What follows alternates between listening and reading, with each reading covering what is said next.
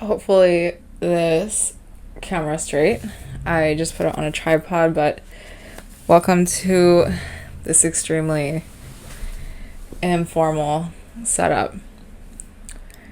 This will be podcast number 1, but let's just kind of start off with, what's most important here. I actually recorded this entire podcast and didn't even record it because that's how nervous I was. But this is the entire point of this podcast, is to overcome those limiting beliefs and to actually get past them, right? So what the topic of today is about actually overcoming and succumbing your inner child and those doubting beliefs that are basically causing you to do nothing and to procrastinate and to literally never even try. And when you try, you just give up on the first try. That's it. There's something that is completely way more complex behind that idea than we have ever thought about. And to kind of start this off, I was listening to a podcast the other day of Mel Robbins, and this is not to shit on her or anything, but when I was listening to this podcast, I was just kind of listening to her talking about how to talk to your inner child. And one of the best ways that she actually described talking to your inner child was to just kind of bully them into submission, right? To basically make yourself do the thing. And I think there are so many better ways to get yourself to do something, because if you bully yourself into doing something and then you end up not liking it, who's going to be the person that's going to get those repercussions at the end of the day, as far as if you didn't get the outcome that you wanted? The person that's going to get those repercussions is going to be you.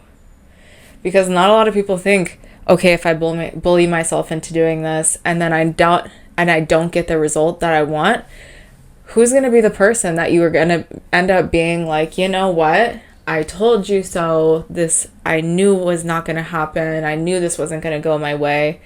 That's going to be how you actually end up talking to yourself. And that's not going to be the way that you get any change. That's not going to be the way that you start to love yourself and you can get yourself to do anything, and you can actually make those strides to where you actually want to do those actions and you want to do the things that are going to be hard so that you can get from point A to point Z, right? Because when we have these extremely irrational thoughts and when we have these things that are just so out of the middle of nowhere, and you're like, I have actually no idea where that came from, either from yourself, from a parent, from your friends, from a partner that you're with, and you're just kind of looking at them and you're like, whoa, where did that come from? That reaction, because that wasn't at all what I thought was going to happen after this situation passed, right? So where I'm coming from with this is I got to a point, I'm 24 now, where I was like, I really want to overcome these limiting beliefs that I made for myself when I was a kid. Like when I was a child, I had so many limiting beliefs. I basically think I didn't amount to shit. Like I was chubby, no boys liked me, I didn't think I was pretty whatsoever, and I also didn't think I had any athletic capabilities whatsoever.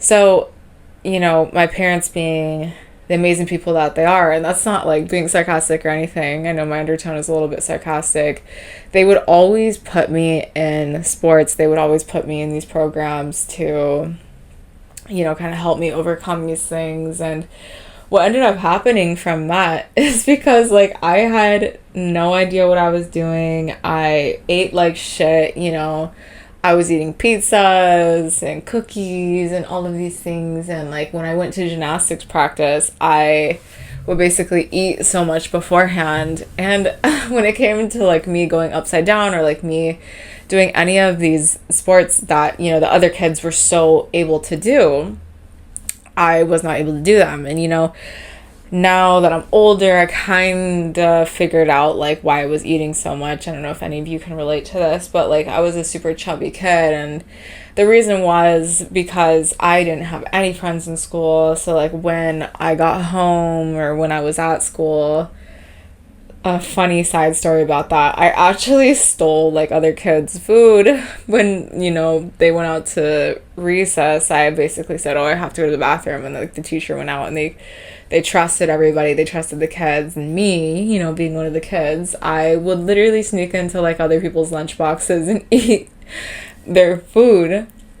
And that's how sad I was as a kid. I just was always eating. I was trying to find this like new dopamine. I was trying to find this thing that was going to make me happy. And that was food. So when I went to gymnastic practice and when I went to go do any of these sports, I was just kind of asked. Like I didn't perform anywhere near that I could have. And my parents really didn't know this.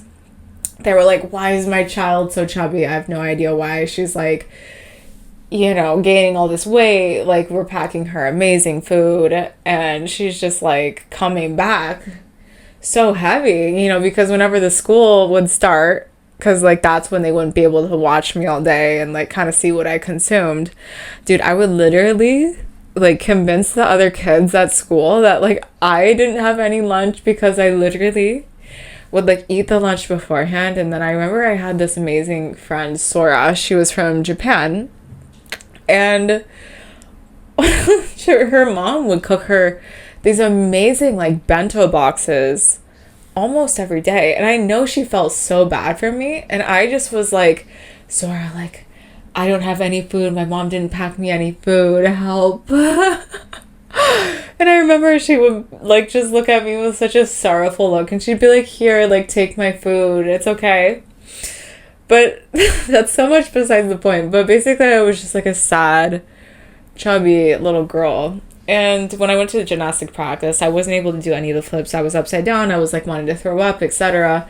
So I wasn't able to climb. I wasn't able to do anything. And basically, that just like brought me down double. I was just like, oh shit, I can't do anything. So what ended up happening was I basically got super down on myself. I was like, I can't do anything. I'm not getting good grades in school. I can't even climb anything. I can't climb up this rope. I can't do twists and twirls like all these other girls are doing. And it just made me feel so, so sad. And this was one of the things that I kind of decided to pinpoint as, this is holding me back from becoming the best version that I could become as an adult.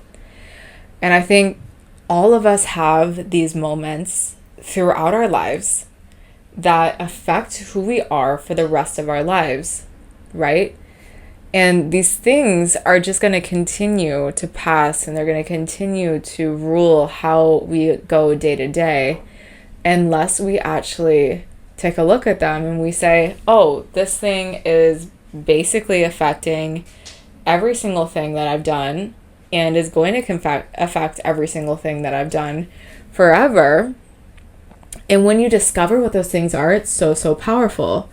So basically what you need to do is start looking into what those moments are. Like, what are these moments that have affected you to the point where you now as an adult, or where you now as when you're trying to grow and move forward in your life, are affecting you to the point that you're actually not able to move forward. And like these points are going to become very obvious.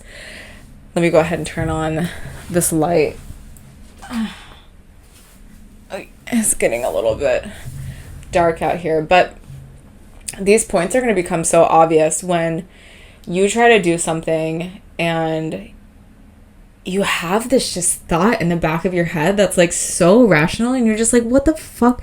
Like, what is this? Like, you're trying to do something and it just is like this nag that's like, you can't do this. Like a little ghost in the back of your head telling you all of these negative things and basically ruling over your present reality. And it's going to become so obvious to you whenever you try to do something that circums how you feel on a day-to-day basis, or how your comfort zone is on a day-to-day basis, or you try to upload a piece of content, you try to start a new business, you try to do anything. that is kind of pushing you outside of your comfort zone, and there's this just little thing that's like, you can't do that, you can never get past that. Like, let's say you're in a bad relationship and you're like, I can't leave this, I can never get any better. Or let's say that you're trying to get better grades and you're like, oh, I just can't, like, I've never been that person that gets good grades. And you just let yourself continue to control your reality of just being in this constant victim mentality of not really being able to get out of that. Those are where those negative beliefs come from.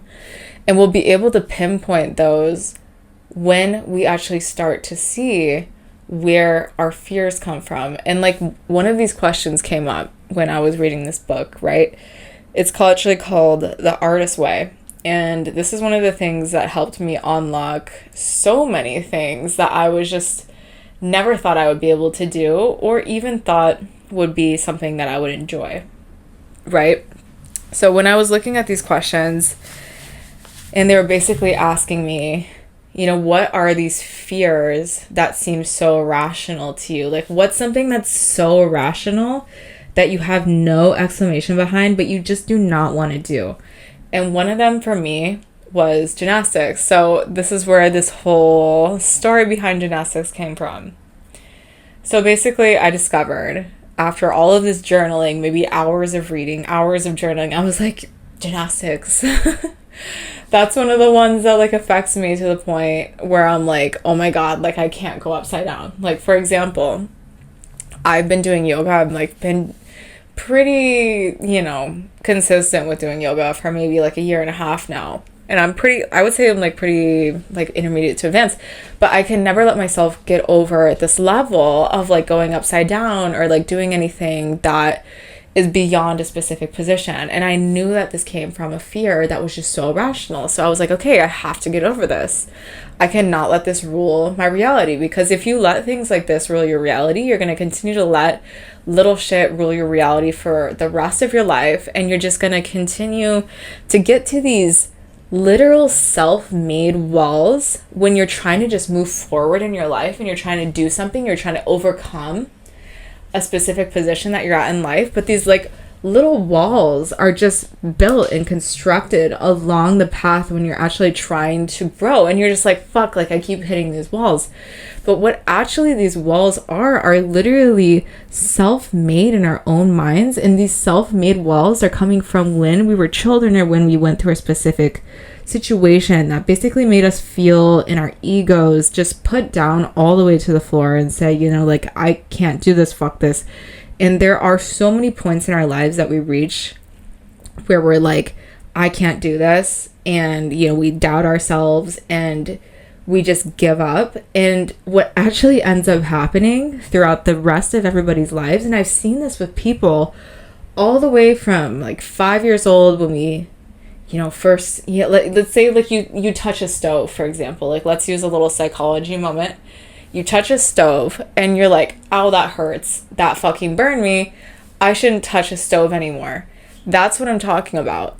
But with these moments, and with us being humans and psychology and being such a huge ruler in how we live day to day, we actually let these moments control us for the rest of our lives. Because like, shame is something that humans, and basically only humans, are victims of, because we get shamed by the group, we get shamed by other people, we get shamed by ourselves. And like, when we feel shamed and when we feel a part of the group and we feel apart from that group, we feel like we're not a part of it, that's where we end up changing our reality in order to fit in, right? And like, that's where a lot of us get limited.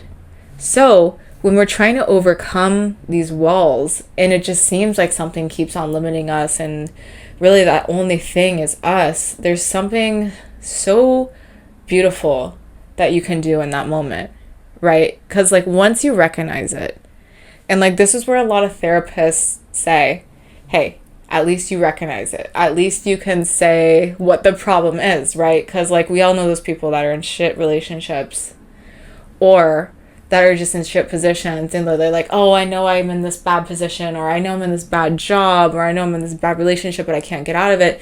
And the therapist is always like, hey, at least you can recognize that. But you know what? Once there's recognition, there's something that has to be done about it. Because I have had maybe 4 to 5 therapists in my life, and I've always been somebody that's super self-reflective, and all of my therapists have always been like, hey, at least you can recognize that. But you know what? What happened was I recognized it, but I never actually moved past it.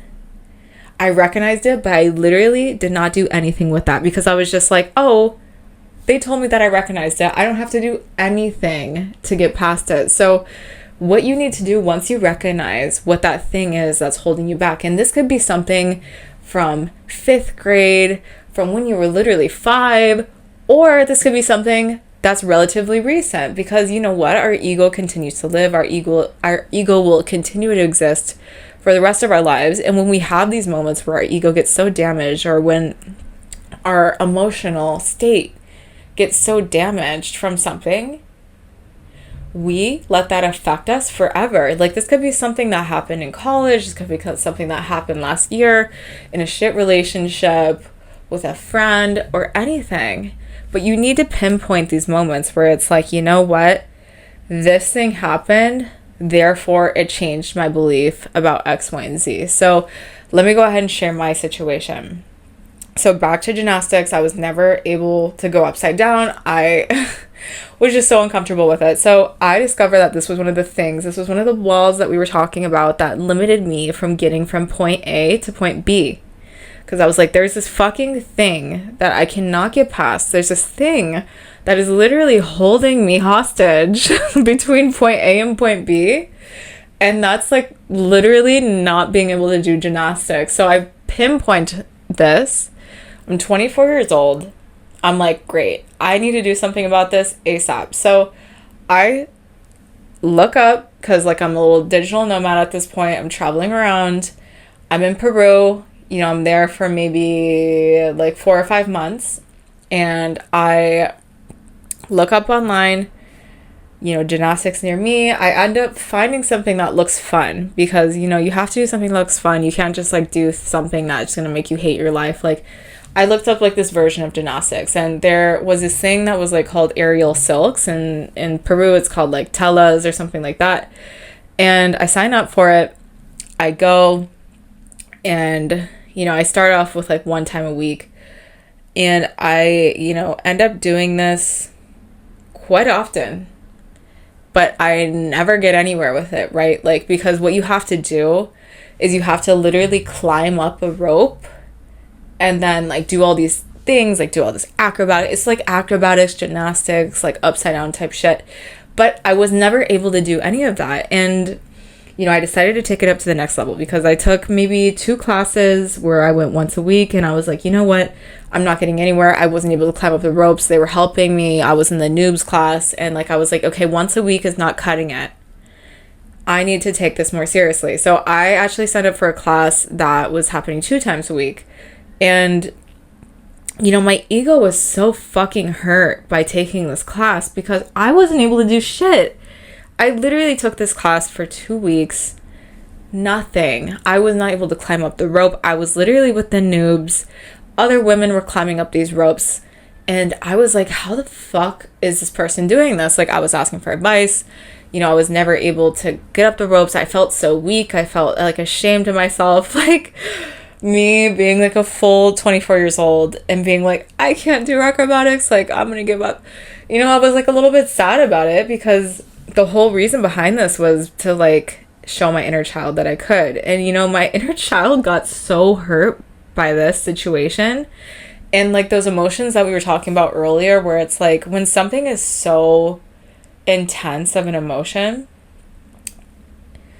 and it ends up getting to the point where you're just kind of like being overtaken by this immense emotion that just seems to be coming out of nowhere, it's actually going to drive you insane, because you're feeling like this just emotional, irrational human being that just has no direction. You're just like, oh, like thrashing all about. Like, that's the point that I got to, because my inner child was like, fuck this. Like, I'm so embarrassed. You know, every time I tried to get up these ropes, like I fell down.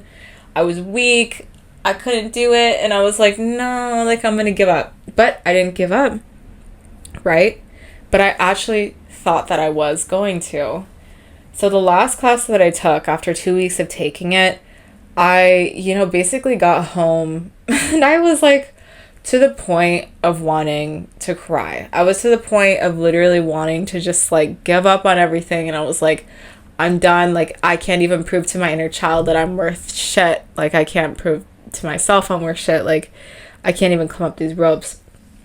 And, I got to this really low point where I was just like, I, can't do this. Like, I don't know how to show my inner child, like, anything. And I basically just started parenting myself. Like, I literally started parenting the inner child because, like, the inner child started taking over. And I got to this point where I was like, oh my God, I am not this irrational being that has no sense of what's going on. So I basically had to just take over, because there's a lot of people and a lot of adults that literally let their inner child parent their lives or control their lives for the rest of their life, because we all know these people that just act so irrationally and you're just like, what the fuck? Like, what are you doing? Like, this is not how an adult reacts. This is not how somebody that is a rational human being that has any kind of sense of what's going on in the world would react. But, they're over here reacting that way. So what I ended up doing is I literally ended up parenting my inner child. I was just like, okay, look, I'm going to hold your hand. I'm going to talk to you with love. I'm going to tell you that you can do this. I was like, okay, look, you just can take one more class, just one more. And then if you don't get it, it's fine. Everything's going to be fine. We can just go. You can just stop. How about that? And my inner child was like, fine. She was so happy. She was like, oh, we could give up? Bet. Like, let me like try and give up. I think this light I turned on is like a little bit too intense. Hold on. Let me turn on this other one over here.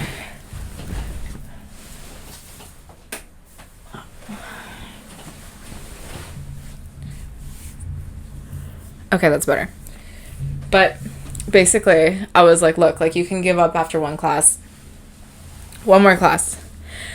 My inner child was so happy with that. She was like, finally, like, like, I'm getting a way out of this thing that I hate, by the way. Like, you know how shitty it is to take a class for almost 3 weeks, because like I didn't really count the other 2 weeks because it was happening once a week. So I didn't really count those, but like I was taking this class literally for 2 weeks, 3 weeks probably, and I didn't get anywhere. And I was so shit, and I was paying for literally like falling down for 3 weeks. So I was like so happy, so ecstatic to give up this class. And I just felt my inner child just have this like relief. But after that, I did a bunch of research. I ended up calling the professor. I was like, listen, I need help. Like, I need some advice. I need tips. Like, I don't know how to get up this rope. Like, I want to be good at this. I want to actually do this. Can you give me some advice? She gave me some advice. And I went online. I looked up advice on there as well, as far as like what to do and skills that I could get to be able to climb this rope. And I did a bunch of research. My professor gave me some exercises, went to the gym, and 2 days very intense of training to try to get up these ropes, because I was like, listen, if this is the last class I'm going to take, I'm going to really take this seriously. So I did a bunch of training. I did all the research, and then I get to the class 2 days later, and it's my turn to climb up the ropes. I am super nervous. My inner child is literally like, oh my God, girl, like this, are you going to fall down again? These girls have because I'm like taking the class with like the same girls. These girls have watched you fall down for like 2 weeks in a row. So, I take a deep breath in, I take a deep breath out. My inner child is screaming at me. And then I ended up telling her like inside, because like you have these inner thoughts. Everybody has these inner thoughts that are basically ruling over what we do. And, we are our thoughts. We are our thoughts. Like, we are the inner dialogue, and that inner dialogue ends up controlling what we do. So I'm talking to my inner dialogue. I'm saying, look, If you get this, it's fine. If you don't get this, it's fine. It's not the end of the world. Like, we can go do other things. It's fine. Like, just don't take it so seriously. And I just didn't take it so seriously. I was like, okay, it's fine. You know, like, I did the work. I did the abs. You know, I did all these things. And then I applied the exercises that, you know, the professor had given me and that I had looked up online. And you know what? I literally climbed to the top. I climbed to the top of the rope. All the girls, all the other noobs were like, oh my God, like clapping, cheering for me. I got to the top of the rope and I literally didn't even know. I had no idea how to get down because like I had done all of this research that was like, oh, how to get to the top of the rope, how to get to the top of the rope. So I got to the top of the rope. I had no idea how the fuck to get down. Like everyone was yelling at me. I was like, oh shit, you know, like I had this amazing adrenaline just when I got to the top of the rope, and you know, I had no idea how to get down. So everyone was like yelling at me like, oh, do this, do that, because like I was like maybe 6 feet up. I think maybe like, yeah, I think, you know, sometimes I'm dramatic. 7 feet up in the air. I was pretty high. I think it was higher than that. Who knows? Like maybe 12 feet. But that's besides the point. I was up there. People were yelling at me like how to get down. Like I almost fell. Whatever. But I got to the top of the rope.